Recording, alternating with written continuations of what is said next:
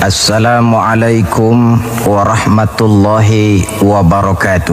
Waalaikumsalam warahmatullahi wabarakatuh. Bapak-bapak, ibu-ibu, saudara-saudara kaum muslimin rahimakumullah. Kalau zaman sedang susah, biasanya kambing hitam laris, tukang kompor gentayangan.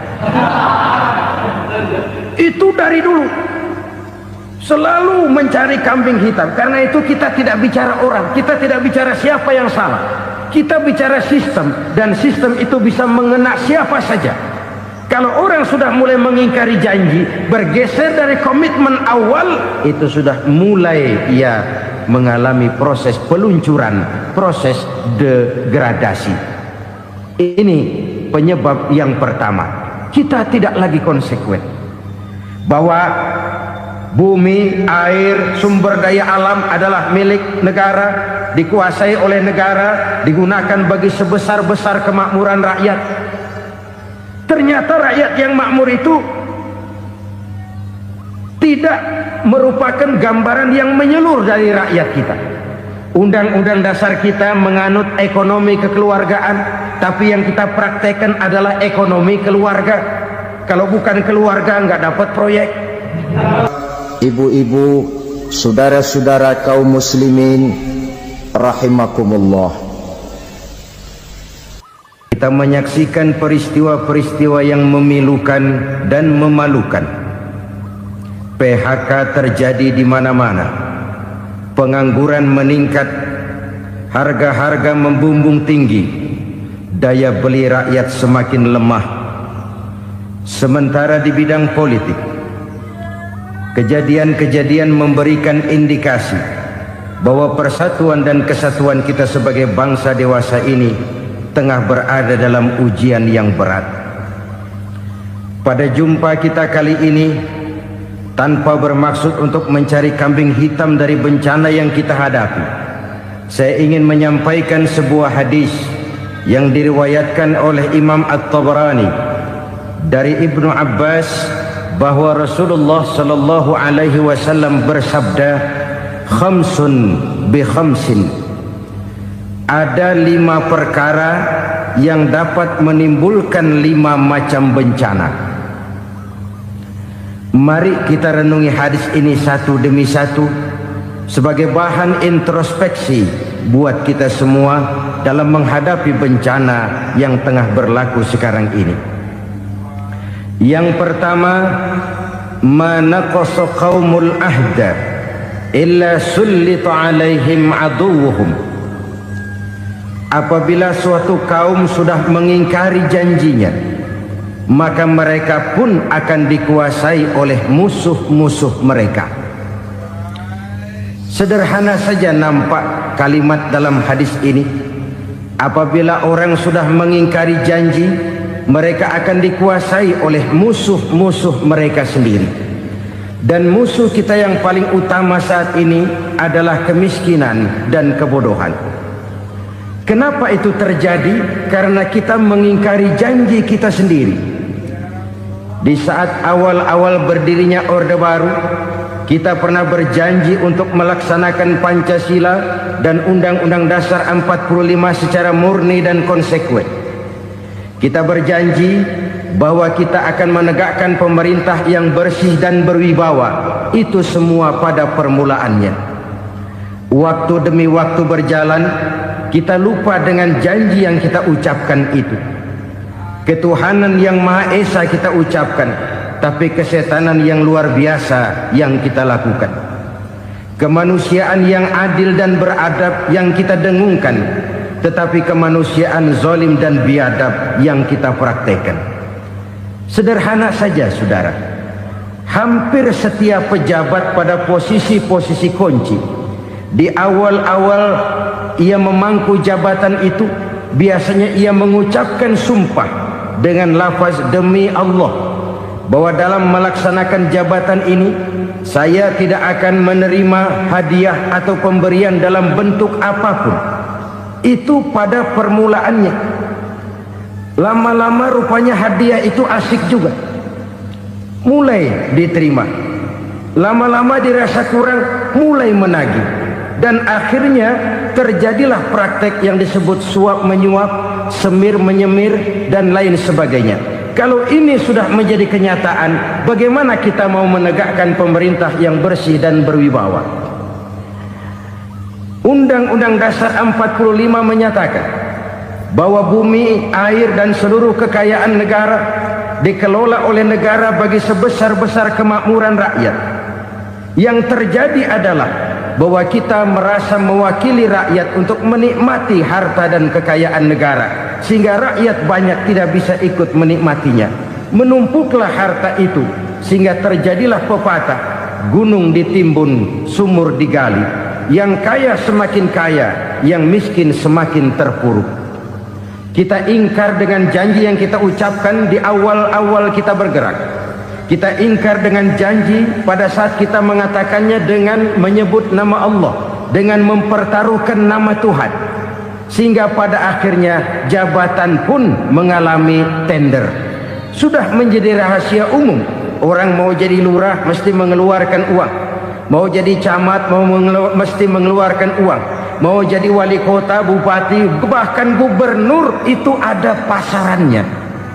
Secara logika, kalau orang memperoleh satu jabatan karena banyak mengeluarkan uang, tentu pada saat ia mengeluarkan uang, ia sudah punya pemikiran, modal pasti pulang, modal pasti kembali. Kalau orang memperoleh suatu jabatan karena banyak mengeluarkan uang, maka langkah pertama yang dia lakukan setelah memangku jabatan itu ialah bagaimana uang bisa kembali, bagaimana modal bisa pulang. Kalau modal sudah pulang, pikiran berikutnya bagaimana supaya dapat untung.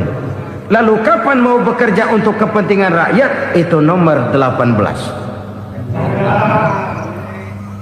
Kemudian kalau ada proyek-proyek besar, pertanyaannya ialah bukan apakah proyek ini bermanfaat bagi rakyat, apakah proyek ini layak untuk diteruskan, tetapi yang jadi pertanyaan paling utama ialah bagian saya berapa duit dari proyek ini. Kita bisa lihat proyek, mega proyek lahan 1 juta hektar di Kalimantan Tengah, triliunan rupiah, dan proyek itu gagal. SD Inpres bulan ini diresmikan, bulan depan retak. Jembatan-jembatan bulan ini gunting pita, bulan depan runtuh. Kita ingkar dengan janji. Kita berkata kita bekerja untuk kepentingan rakyat, tapi kita tidak pernah mengenal rakyat itu. Apabila suatu kaum sudah mulai mengingkari janji, maka mereka akan dikuasai oleh musuh-musuh mereka. Akibatnya tersusunlah barisan-barisan sakit hati, yang makin lama makin menjadi bola salju, menggelinding membesar, dan kemudian terjadilah hal-hal yang tidak kita inginkan lagi. Apabila suatu kaum sudah mengingkari janji, maka mereka akan dikuasai oleh musuh-musuh mereka. Ini penyebab bencana yang pertama. Kita tidak konsekuen. Tadinya kita dengan lantang teriak-teriak berantas korupsi, ganyang korupsi. Pada waktu kita belum mendapat kesempatan. Setelah kita naik punya kesempatan, rupanya korupsi enak juga dirasa. Terjadi pergeseran nilai, orang luntur, kehilangan idealisme awal. Lalu untuk menghibur-hibur diri, menutup-nutup kesalahan, kita gunakanlah pepatah bahwa tidak ada gading yang tak retak, bahwa kita harus mikul dhuwur mendem jero. Itu semua cuma sebagai dalih agar kesalahan kita tidak dibicarakan orang lain. Padahal kita sendiri yang mengingkari janji. Kita yang keluar dari komitmen awal kita. Kita berjanji melaksanakan Pancasila dan Undang-Undang Dasar 45 dengan murni dan konsekuen. Kita berjanji untuk menegakkan pemerintah yang bersih dan berwibawa. Namun dalam kenyataannya itu tidak kita laksanakan dengan sebagaimana mestinya. Kita bergeser, kita mengalami proses degradasi, peluncuran nilai, dan akhirnya terbentuklah barisan-barisan sakit hati yang semakin lama semakin membesar itu. Kita harus introspeksi. Memang kalau zaman sedang susah, biasanya kambing hitam laris, tukang kompor gentayangan. Itu dari dulu selalu mencari kambing hitam. Karena itu kita tidak bicara orang, kita tidak bicara siapa yang salah, kita bicara sistem, dan sistem itu bisa mengena siapa saja. Kalau orang sudah mulai mengingkari janji, bergeser dari komitmen awal, itu sudah mulai ia mengalami proses peluncuran, proses degradasi. Ini penyebab yang pertama. Kita tidak lagi konsekuen bahwa bumi, air, sumber daya alam adalah milik negara, dikuasai oleh negara, digunakan bagi sebesar-besar kemakmuran rakyat.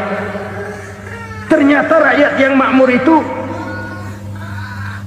tidak merupakan gambaran yang menyeluruh dari rakyat kita. Undang-undang dasar kita menganut ekonomi kekeluargaan, tapi yang kita praktekkan adalah ekonomi keluarga. Kalau bukan keluarga nggak dapat proyek, kalau bukan keluarga nggak dapat macam-macam.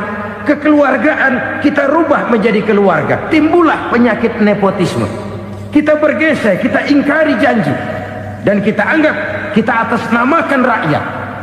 Rakyat cuma sekedar jadi address, rakyat cuma sekedar jadi alamat, tetapi kehidupan mereka tidak banyak berubah dan tidak banyak terangkat. Kaum muslimin rahimakumullah, ini penyakit yang pertama, penyebab bencana yang pertama. Yang kedua, kata Nabi, wa ma hakamu bighairi ma anzalallah. Apabila hukum yang diterapkan sudah tidak lagi bersumber dari hukum Allah, illa fasha fihimul faqru, maka akan bertebaranlah kemiskinan di mana-mana. Ini artinya apa? Apabila hukum tinggal sebuah stempel, apabila hukum sudah diatur menurut kepentingan, apabila hukum sudah tidak lagi ditegakkan secara adil, maka kemiskinan merambah di mana-mana. Hukum diatur menurut selera orang yang sedang berkuasa, maka yang benar bisa jadi salah, yang salah bisa jadi benar. Hukum dalam kenyataan hidup berlaku seperti pisau.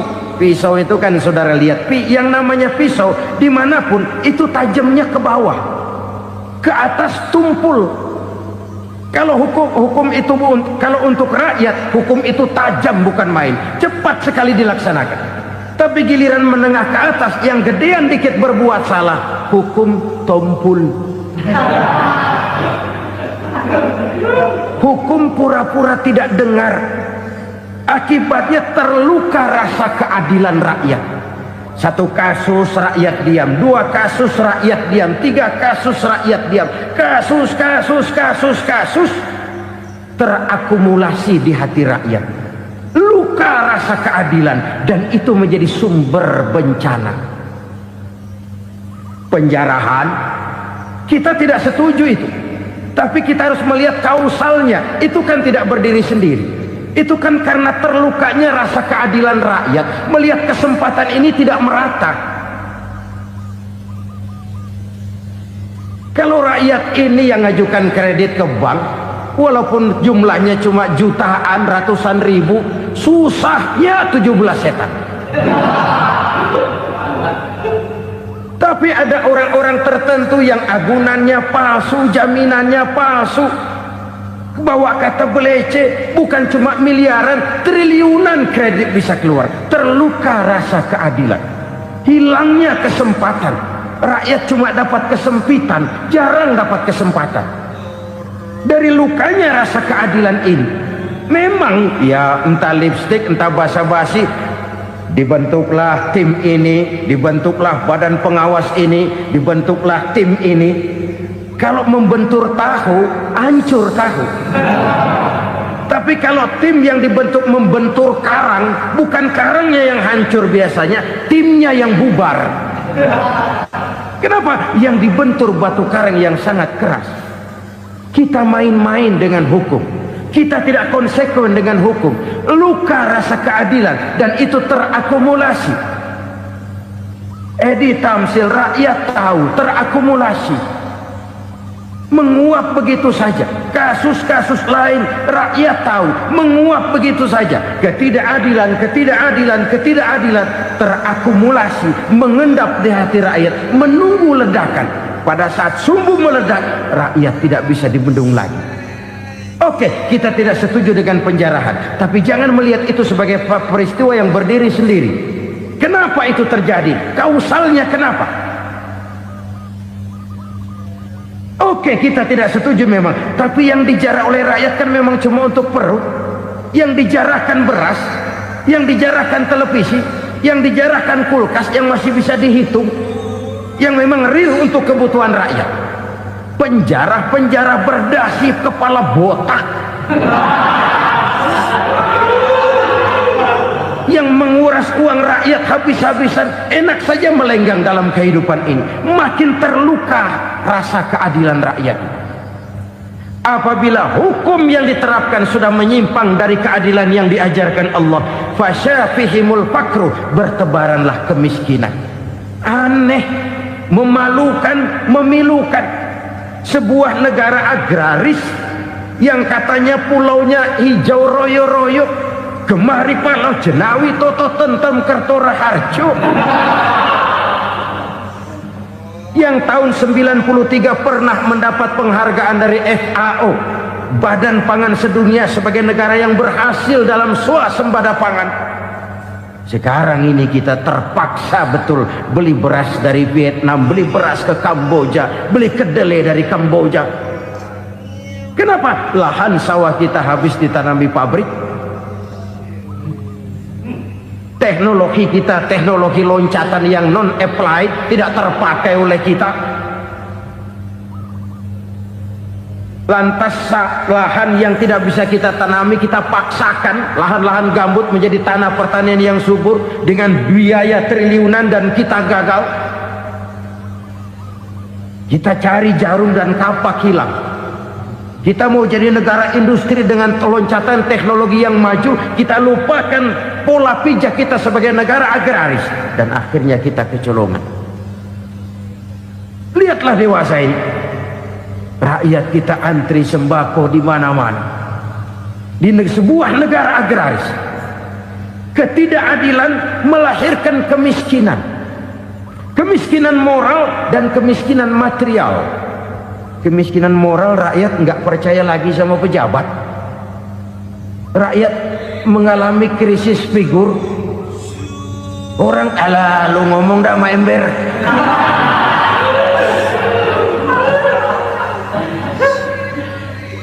Penataran yang menghabiskan biaya miliaran itu melahirkan pejabat-pejabat korup. Pengawasan yang menghabiskan biaya miliaran itu ternyata impoten, mandul. Kemiskinan moral. Jujur saya berkata, saudara-saudara, setelah pintu reformasi dibuka, itu yang masuk memang macam-macam. Ada yang memang punya tujuan murni, konsekuen dan punya konsep. Ada yang nunggu di tikungan, begitu mobil lewat nyamber pintu, berangkat ikut reformasi. Ada yang memanfaatkan momentum, mumpung, untuk nyampein unek-unek, ngerti nggak, pokoknya ngomong. Sehingga keadaan semakin rancu, kebingungan semakin menjadi-jadi, masalah yang paling urgen tidak terselesaikan. Sekarang ini orang berpikir mendingan jadi pala ular daripada jadi buntut macan. Buntut macan memang hebat macan, tapi kalau buntutnya cuma ugel-ugel di belakang buat apa? Mendingan jadi pala ular, kecil juga nyaplok. Artinya ya biar kecil juga kalau punya partai kan gagah. Lalu rame-rame bikin partai kayak bikin arisan. Orang makin mengalami dislokasi. Semua mau jadi pahlawan, semua mau nomor satu, semua ngomong. Iya kalau bidangnya, kalau bukan makin rancu. Marilah lewat kesempatan ini saya mengajak kita untuk tahu diri. Biarkan politisi ngomong politik, biarkan ekonom menata ekonomi, biarkan praktisi bicara soal hukum, biarkan rakyat munajat, istighfar, mohon pertolongan Allah. Tahu diri kita. Kalau memang ayam, kukuruyuk aja dah. Kalau memang kucing, ayo ngeong. Kalau kambing, silahkan ngembe. Udah tahu ayam, ngeong bunyinya. Suaranya palas, orang nggak ngerti, bingung, makin menjadi-jadi. Ibarat kesebelasan sepak bola bangsa kita sekarang ini, rame-rame mau bikin gol, kiper ikut nyerang sekarang. Memilukan dan bahkan memalukan. Wa ma hakamu bighairi ma anzalallah illa fasha fihimul fakru. Kalau hukum yang diterapkan sudah menyimpang dari keadilan yang diajarkan Allah, bertebaranlah kemiskinan di mana-mana. Coba sekarang ini yang punya duit bingung, apalagi yang kagak punya duit. Yang pengusaha gede ngeluh, apalagi yang pengusaha pas-pasan. Yang kagak punya beras, yang punya beras saja masih bingung, apalagi yang nggak punya beras. Ini sudah demikian merata. Dulu kita kagum mendengar konglomerat kelas buadak, kelas-kelas yang seakan-akan cuma ada dalam khayalan mereka, punya kekayaan miliaran dolar, triliunan. Sudahlah, seolah-olah nggak terjangkau sama kita. Weh, ternyata yang gede-gede itu juga gede utangnya. Dan rontok satu demi satu. Ternyata rakyat selama ini cuma dialamatkan, cuma dijadikan address.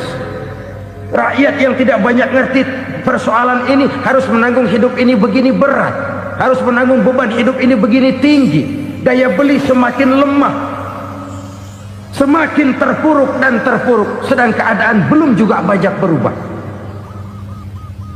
Yang hutang sama luar negeri itu kan bukan rakyat kecil, Ciano. Yang banyak nyimpen dolar juga kan Ciano. Rakyat kecil bocah kampung mah jangankan nyimpen dolar, ngelihat juga tumben. Kemana kita mesti bercermin?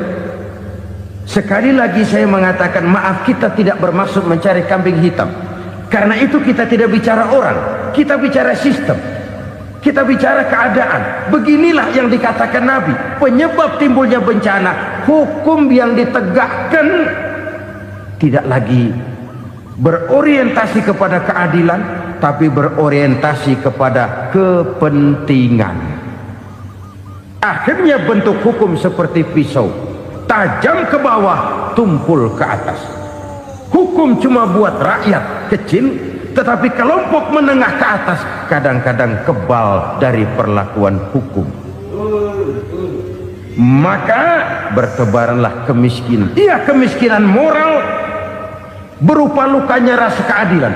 Kalau rasa keadilan terluka, orang kan nunggu kesempatan, saudara.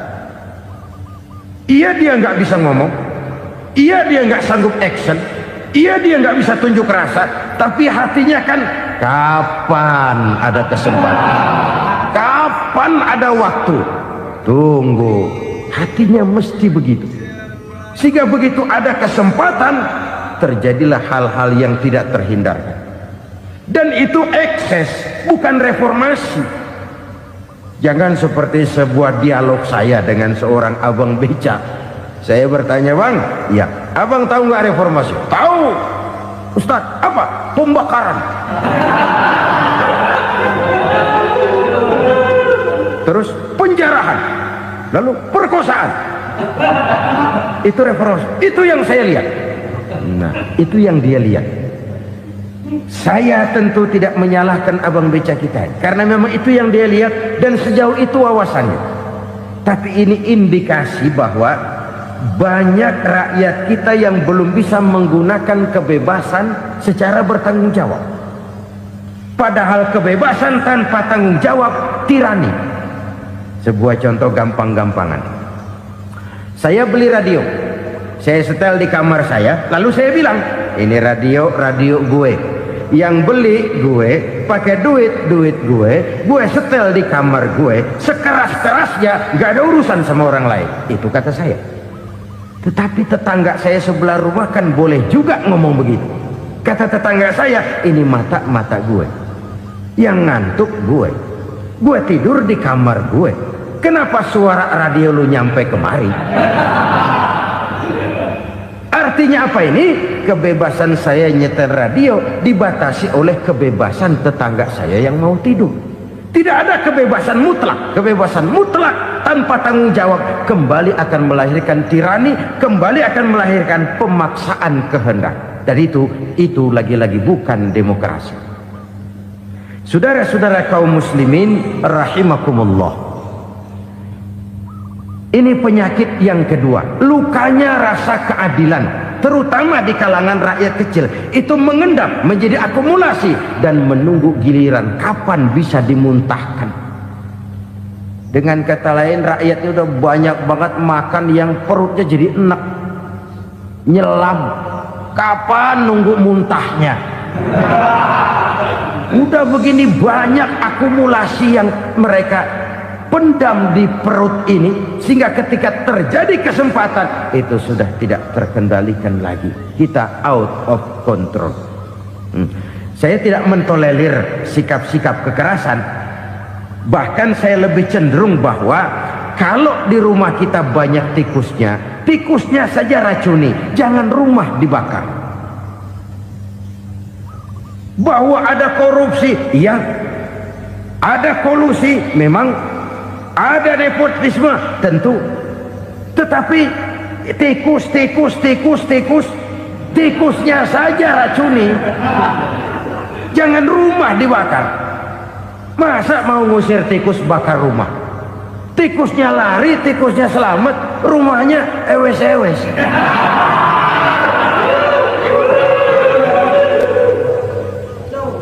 Tikus selamat, rumah nggak punya, masalah nggak terselesaikan dengan sebagaimana yang kita harapkan. Kita sepakat ini negara hukum, dan di hadapan hukum semua manusia itu sama. Itu prinsip yang diajarkan Allah. Al-musawat bainan nas fi takalifil ahkam. Semua manusia sama dalam berhadapan dekat dengan hukum Allah Subhanahu wa taala. Kalau hukum sudah pandang bulu, itu jelas yang enak yang banyak bulunya. Siapa yang banyak bulunya? Monyet. Kalau hukum pandang bulu, monyet keenakan. Saudara-saudara kaum muslimin rahimakumullah, introspeksi. Mari kita bercermin bagaimana perjalanan hukum selama ini. Kalau introspeksi ini kita temukan, lalu ada upaya untuk memperbaiki diri. Jangan menggunakan tak ada gading yang tak retak, mikul duwur mendem jero untuk menutup-nutupi kesalahan orang. Padahal kesalahan itu sedemikian besar. Padahal rakyat kita tiap hari antri sembako. Ada yang sehari sekali makan, ada yang makan sudah bercampur tiwul, ada yang nasi sudah dicampur pisang, balik jadi orok lagi. Macam-macam upaya rakyat untuk menangsal perut ini. Lalu rakyat ditenang-tenangkan, lebih baik puasa Senin Kemis sambil menghadapi krisis ekonomi. Kenapa rakyat yang disuruh puasa? Kenapa bukan pejabatnya yang puasa lebih dulu untuk kemakmuran rakyat? Kalau rakyat yang memang perutnya udah gepeng disuruh puasa, makin krempeng perutnya. Artinya pejabat harus punya sense of politics. Ya, tidak, puasa itu kan tidak cuma Senin Kemis saja. Puasa itu puasa perasaan, puasa menghargai perasaan yang sedang kondisi yang sedang dihadapi oleh rakyat. Bagaimana rakyat yang tengah antri sembako melihat pejabatnya lewat dengan mobil yang harganya sampai 1 miliar. Oh, inilah pemimpin saya. Luka lagi rasa keadilannya. kita tidak tenggang rasa. Puasa dalam artian itu pun akan menolong menegakkan semangat kebersamaan, membentuk semangat kebersamaan. Saudara-saudara kaum muslimin rahimakumullah, penyebab bencana yang ketiga dikatakan oleh baginda Nabi,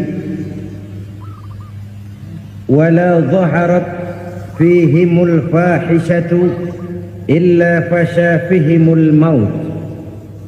Apabila kekejian telah merajalela, maka maut bertebaran di mana-mana. Kita renungi butir kalimat dalam hadis ini. Apabila kekejian telah merajalela, maut bertebaran di mana-mana. Begitu murah arti sebuah kehidupan. Penjarahan untuk hal-hal yang kecil tapi sampai mengorbankan nyawa. Apabila kekejian sudah terjadi di mana-mana, maut pun bertebaran. Maut dalam arti berpisah ruh dengan jasad, tapi juga maut dalam arti orang bisa mati karirnya, orang bisa mati usahanya, orang bisa mati kesempatannya karena perbuatan-perbuatan keji yang selama ini tidak terbendung. Lahirlah teori mafia.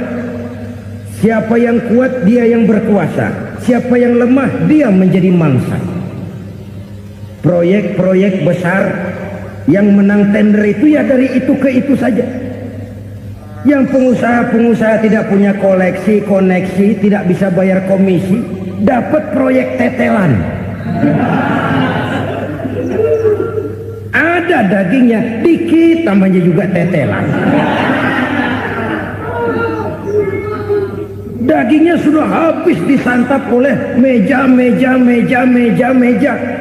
Sekian puluh meja dilalui, sekian puluh amplop dikeluarkan.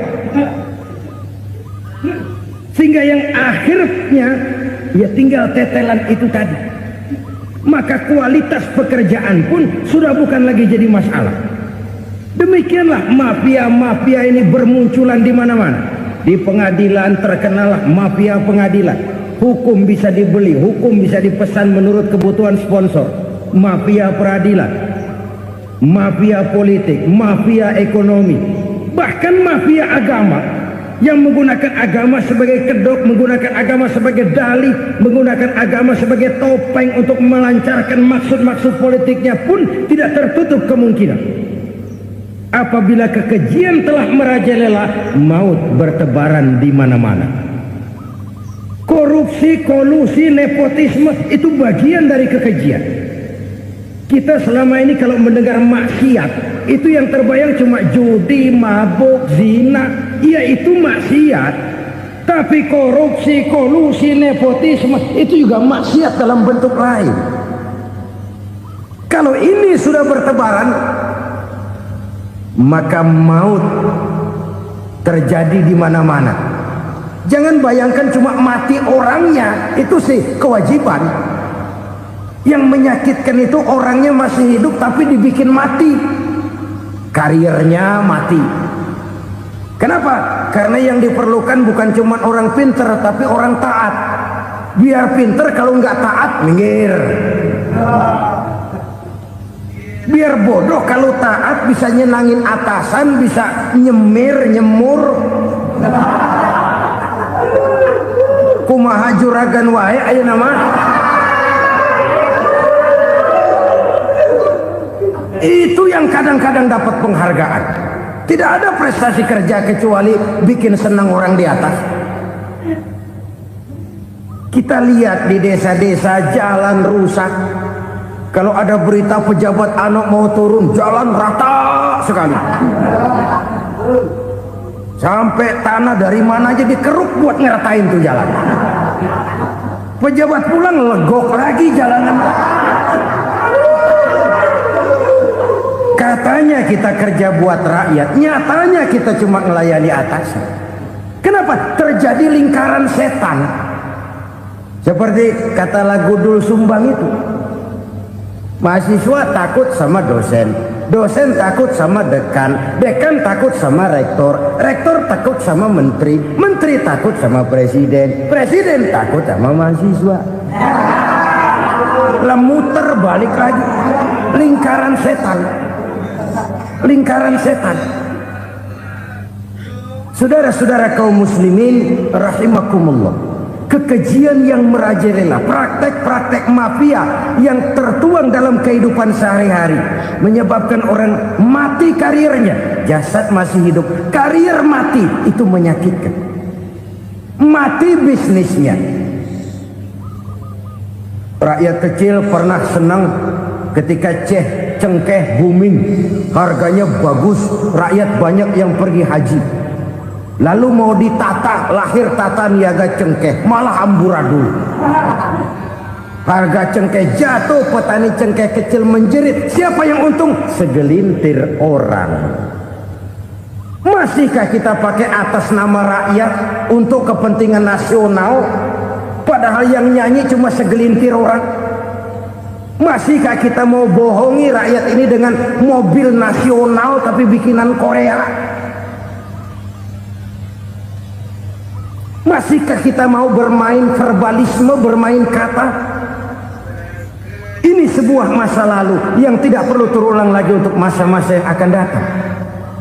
Kekejian merajalela, orang mati karir. Bisa mati usaha, mati bisnis. Usahanya maju, dirangkul, hancur. Usahanya maju, dipukul, hancur, tenggelam. Bahkan yang memilukan dan memalukan badan-badan usaha milik negara itu dikebiri sedemikian rupa sehingga tidak menghasilkan hal-hal yang bermanfaat buat negara.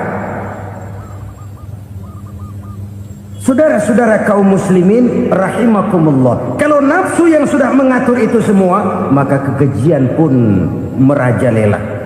Orang sudah pakai teori mafia, yang kuat dia yang menang, yang kuat dia yang berkuasa, yang lemah silakan minggir di sudut-sudut kehidupan. Kalau kekejian seperti ini merajalela, maut bertebaran di mana-mana. Banyak orang mati karirnya, banyak orang mati usahanya, banyak orang mati imajinasinya. Sekarang ini dalam dunia seni yang banyak karyawan seni, bukan seniman. Seniman itu kan dilahirkan, lain seniman, lain karyawan seni. Sekarang yang banyak karyawan seni, bukan seniman. Mati karir, mati imajinasi, mati improvisasi. Sehingga kehidupan persis sinetron. Sinetron itu yang kita lihat rumah mewah, yang kita lihat rumah bagus. Gak pernah kita lihat di sinetron kita ini rakyat antri sembako. Kita dijejali hal-hal yang indah, yang wah, yang membuat kita tenggelam dalam gaya hidup instan, tenggelam dalam gaya hidup wah. Kita lupa dengan realitas keseharian di tengah-tengah masyarakat kita. Lahirlah kelompok-kelompok selebritis, dibesarkan oleh berbagai media. Selebritis pilek aja masuk koran, pilek.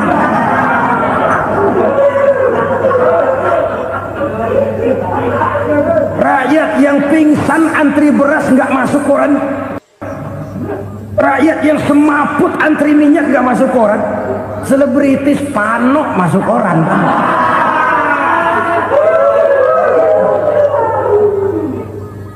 Kita besarkan hal-hal kecil, kita kecilkan hal-hal besar. Karena apa?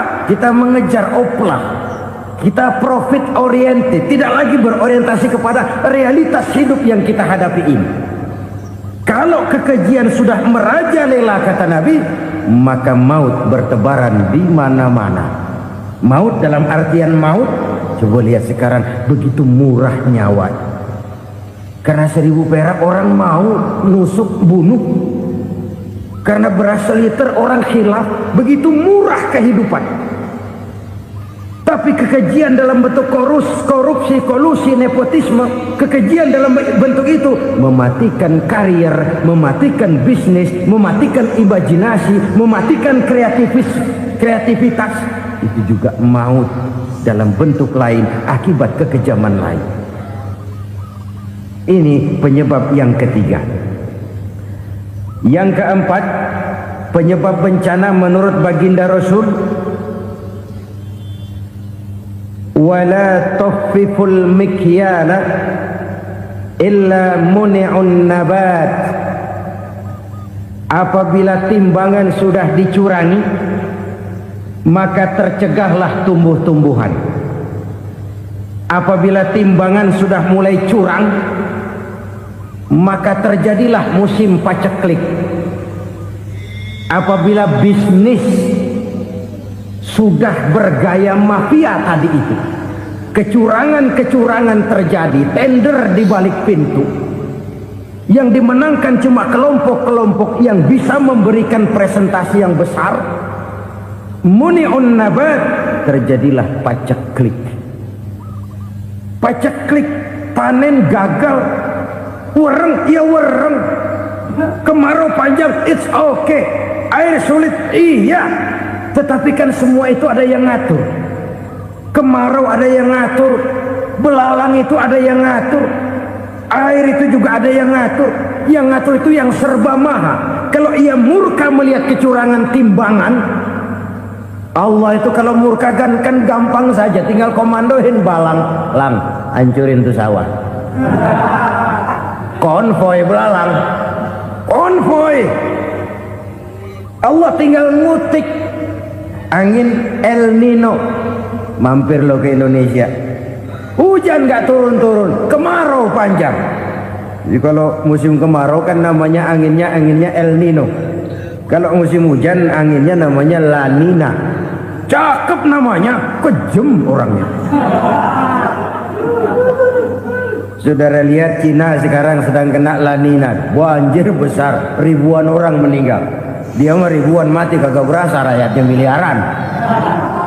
Bangladesh lagi ngalami La Nina, India lagi ngalami La Nina. Angin, hujan, kemarau, belalang, itu kan ada yang ngendaliin.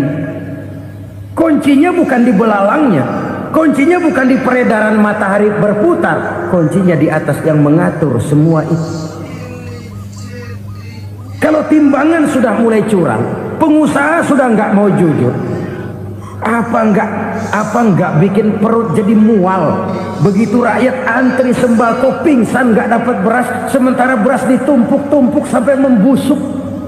Kemana hati nuraninya? Kemana akal pikirannya?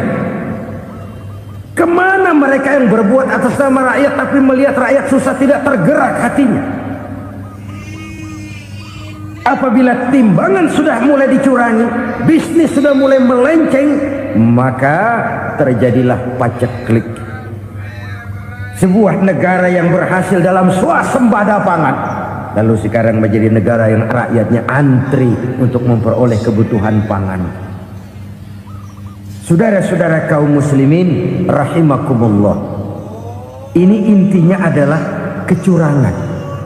Kalau kecurangan sudah terjadi di mana-mana, dan ini milik siapa saja, bukan soal tempat, bukan soal jabatan, soal manusianya, SDM-nya. Kecurangan tidak cuma terjadi di kantor, di masjid bisa terjadi kecurangan. Korupsi tidak hanya bisa terjadi di kantor, di madrasah bisa ada korupsi. Faktor manusianya, ini soal SDM.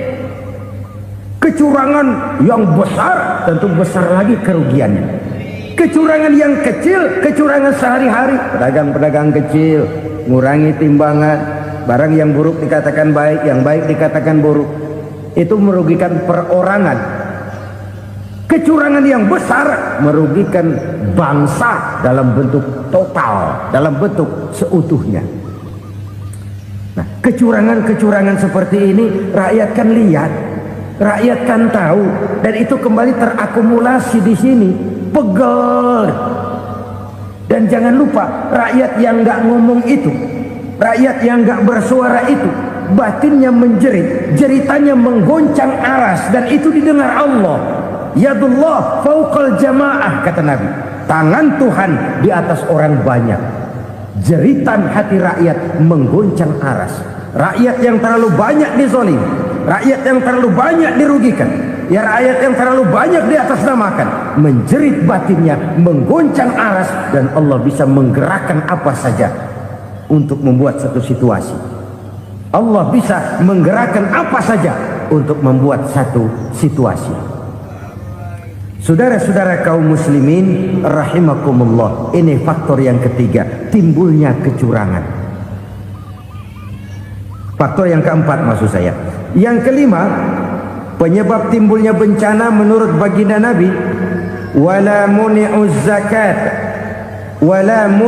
zakat illa hubbisa anhumul qatr.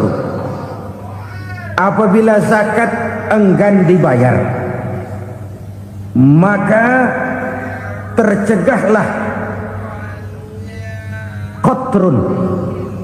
Qatrun ini kalau bahasa kita sembako. Maka tercegahlah kebutuhan-kebutuhan yang kita perlukan. Ini, kita tidak meragukan bahwa yang kita tuju adalah masyarakat yang adil dalam kemakmuran dan makmur dalam keadilan. Nah, antara kemakmuran dan keadilan ini memang sering tidak bisa berjalan seiring. Pada saat kemakmuran kita kejar, ekonomi kita pacu, ada nilai-nilai keadilan yang tertinggal. Pada saat nilai keadilan kita tegakkan benar-benar, ada unsur-unsur kemakmuran yang terabaikan. Oke, kita bisa mengatakan kasus. Oke, kita bisa mengatakan itu sebagian kecil. Tapi kalau sebagian kecil, lama-lama kan jadi sebagian besar. Oke, kita mengejar kemakmuran. Pertanyaannya, kemakmuran untuk siapa? Oke, kita berikan kelompok tertentu kue yang besar dengan harapan nanti dia bagiin kuenya kepada yang kecil-kecil. Tapi kenyataan, mereka yang dapat kue besar akhirnya malah lupa diri dan lupa daratan. Mau makin besar, malah memeras yang kecil-kecil ini. Sekarang kan yang kecil modali yang besar. Ramai-ramai buka bank, ternyata kamuflase. Uang banknya untuk kredit perusahaannya sendiri. Nasabahnya rakyat kecil. Artinya apa? Rakyat kecil disuruh modalin orang yang udah gede. Ini kan sumber geledek urusan.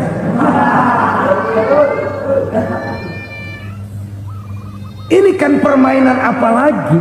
Rakyat kecil suruh modali yang gede. Nasabahnya rakyat kecil, kumpulkan uangnya di bank, kucurkan kredit kepada perusahaannya sendiri. Bukankah itu rakyat kecil suruh modali yang gede?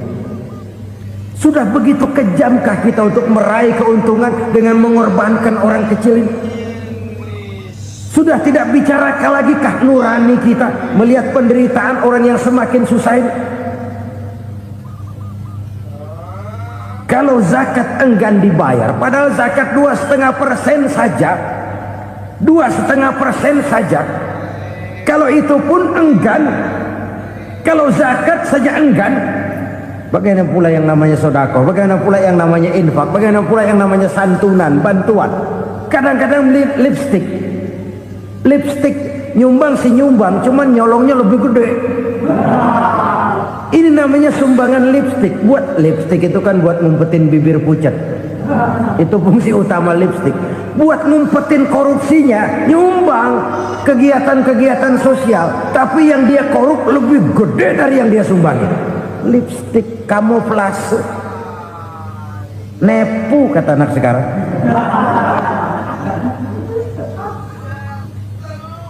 Saudara-saudara kaum muslimin rahimakumullah, demikian berat kewajiban zakat ini sampai di zaman Sayyidina Abu Bakar pernah keluar komando perangi orang yang enggan membayar zakat. Perangi, karena fungsi zakat adalah menjembatani antara si kaya dengan si miskin. Bahwa ada kemiskinan itu Qur'ani. Allah menyatakan, aku melebihkan rezeki sebagian kamu dari yang lain. Ini kan kesenjangan. Allah melebihkan rezeki sebagian kamu dari yang lain. Ada itu, tetapi itu berjalan secara nature. Nah, kalau direkayasa, yang kaya semakin kaya, yang miskin semakin terpuruk, yang sudah besar dapat proyek besar, yang kecil dapat tetelan. Ini kan rekayasa namanya. Kesenjangan yang direkayasa ini yang kita harus kikis. Nah, fungsi zakat menjembatani dari sisi sosial. Dari sisi pribadi, Nabi berpesan, zakku amwalakum biz zakat. Bersihkan hartamu dengan zakat. Sekarang ada istilah nyuci uang. Uang hasil korupsi itu bisa dicuci, dijadikan uang bersih. Bukan pakai rinso, bukan. Pakai politiknya koruptor, diolah sedemikian rupa sehingga jadi uang resmi. Sudah memutik, itu termasuk yang disebut kejahatan kerah putih, white collar crime. Kejahatan kerah putih, kejahatan pakai dasi, kejahatan kelas kakap. Makanya orang mendingan goblok kagak bener daripada pinter kagak bener. Goblok kagak bener itu gampang ngurusinnya. Pinter kagak bener, ini yang berabe bener ngurusinnya.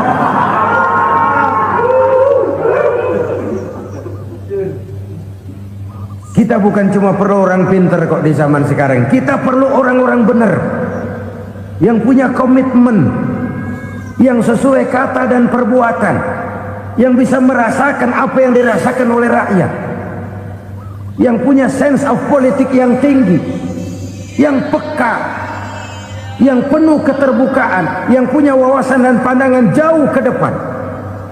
Dari sisi pribadi, zakat itu membersihkan harta kita. Ya, dia tercampur dengan yang subuhat, dia bahkan mungkin tercampur dengan sedikit-sedikit yang haram. Itu zakku amwalakum biz zakat. Bersihkan hartamu dengan zakat itu. Pada sisi sosial ia menjembatani, pada sisi pribadi ia membersihkan harta kita. Karena itu kalau kita minta berdoa, minta rezeki, syarat rezeki itu halalan thayyiban wasi'an. Nggak pernah kurang dari 3 itu. Halal, bagus, banyak. Halal, bagus, tapi sedikit, susah ngaturnya. Halal, banyak, tapi kurang bagus. Buat apaan? Bagus, banyak, tapi haram. Enggak ada artinya. Sebab kata Imamul Ghazali, kalau kau terlalu suka memakan makanan yang haram, dikunyah masuk ke dalam perut besar, digiling oleh perut besar, menghasilkan energi, menggerakkan sel-sel pembuluh saraf, kau juga akan cenderung berpikir yang haram. Kalau sudah cenderung berpikir yang haram, perbuatan pun akan mengarah kepada perbuatan-perbuatan yang haram.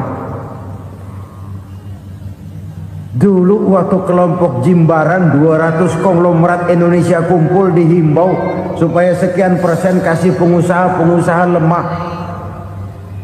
Itu kan cuma sekedar belas kasihan, tidak banyak menolong keadaan. Dan bukan itu yang diperlukan pengusaha-pengusaha kecil. Yang diperlukan adalah berikan kami kesempatan seperti mereka dapat kesempatan. Berikan kami peluang seperti mereka juga dikasih peluang. Kalau cuma dikasih 100 juta, 200 juta hari ini, usaha kami nggak ada prospeknya, peluang kagak ada, kan sama juga bohong. Diceburin ke kali, disuruh berenang, tangan diikat, mendingan mampusin ketahuan. Ayo berenang, berlomba, tangan diikat, kaki diikat, sama saja nyuruh mati. Jadi jangan kasih ikannya, kasih kailnya. Yang diperlukan pengusaha kecil menengah ke bawah itu bukan cuma sekedar belas kasih dari konglomerat-konglomerat besar. Berikan kami peluang seperti mereka juga dapat peluang. Berikan kami kesempatan seperti mereka dapat kesempatan. Berikan kami kredit dengan kemudahan seperti mereka juga kalau minta kredit begitu mudahnya. Menciptakan peluang dan kesempatan, pemerataan, bukan menciptakan manusia Indonesia dengan standar ekonomi yang sama, semua rumahnya harus sama, semua punya mobil.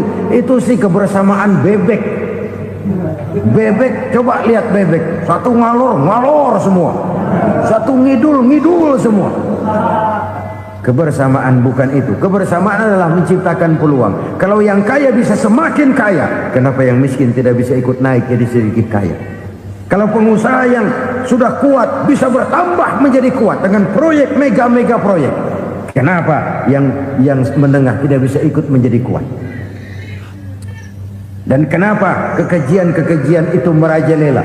Kita dengar lewat berita-berita PLN tekor, PLN utang. Kenapa? Dia beli listrik dari swasta yang belinya lebih mahal daripada penjualannya. Artinya dia beli itu listrik dari perusahaan listrik swasta, dia jual kepada rakyat lagi. Harga jualnya lebih murah daripada dia beli kepada swasta. Kenapa? Ada tekanan lagi tuh. Biasa siklus lagi. Hukum Boyle. Atas neken, paling bawah gepeng. Ya kita nih rakyat kecil, emang nasibnya gepeng terus. Saudara-saudara kaum muslimin rahimakumullah, dari 5 penyebab bencana ini kita ambil kesimpulan untuk sebuah renungan dan introspeksi kita bersama. Pertama, mengingkari janji, padahal janji itu yang lebih tinggi nilainya adalah di hadapan Allah Subhanahu wa ta'ala. Baik wakil-wakil rakyat di parlemen maupun pemimpin-pemimpin rakyat di dalam kabinet, apabila memangku suatu jabatan, selalu mereka mengawali dengan sumpah, dan sumpah itu dimulai dengan demi Allah. Sadarkah kita pada saat itu kita ucapkan bahwa kita sudah mempertaruhkan Allah untuk jabatan yang kita pegang? Kita sudah mempertaruhkan nama Allah untuk posisi yang dipercayakan kepada kita.